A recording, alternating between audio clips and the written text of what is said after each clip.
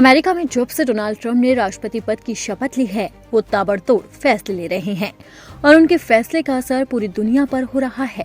Canada से लेकर उन्होंने कई देशों के खिलाफ फैसले लिए हैं, जिसे लेकर विरोध भी हो रहा है। लेकिन अब ट्रंप ने ऐसा कदम उठा लिया जिससे भारत भी हिल गया है। ट्रंप ने अमेरिका से अवैध प्रवासियों को बाहर भेज दिया है।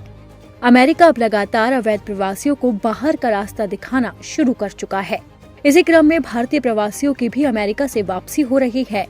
अमेरिकी सेना के एक अधिकारी की माने तो अमेरिकी सेना का एक विमान प्रवासियों को भारत भेज रहा है। ट्रंप प्रशासन प्रवासियों के लिए सैन्य परिवहन उड़ानों का इस्तेमाल कर रहा है। भारत अब तक का सबसे दूर का डेस्टिनेशन है। अब आपको बताते हैं कि आखिरकार अमेरिका से कितने प्रवासी भारत लौट रहे हैं और इसकी वजह क्या है और वो कहां पर रहेंगे।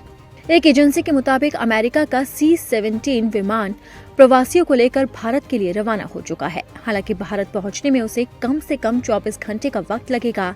राष्ट्रपति डोनाल्ड ट्रंप अपने इमिग्रेशन एजेंडे को पूरा करने के लिए सेना की मदद पर बहुत ज्यादा निर्भर हो गए। इसमें अमेरिका मैक्सिको सीमा पर अतिरिक्त सैनिकों को भेजना, प्रवासियों को वापस भेजने के लिए सैन्य विमानों का उपयोग करना और उन्हें रखने के लिए सैन्य ठिकानों को खोलना शामिल है।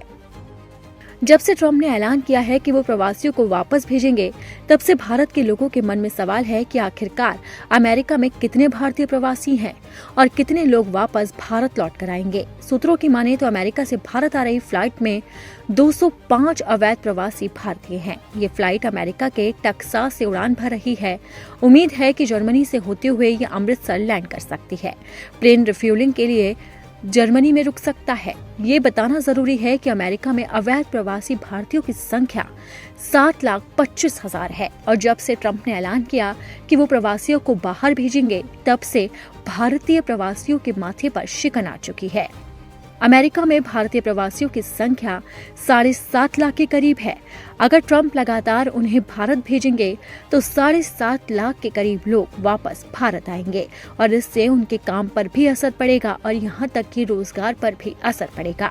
आपको बता दें कि हर साल लाखों की संख्या में लोग अमेरिका जाते हैं और नया रोजगार में काम करते हैं।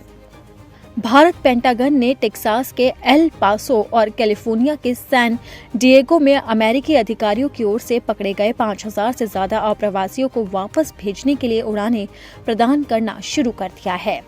अब तक सैन्य विमान प्रवासियों को ग्वाटेमाला, पेरू और होंडुरास ले जा चुके हैं। प्रवासियों को भेजने के लिए सैन्य उड़ानें एक महंगा तरीका है, लेकिन ट्रंप लगातार अवैध प्रवासियों को भारत भेजने या उनके देश भेजने की कोशिश कर रहे हैं।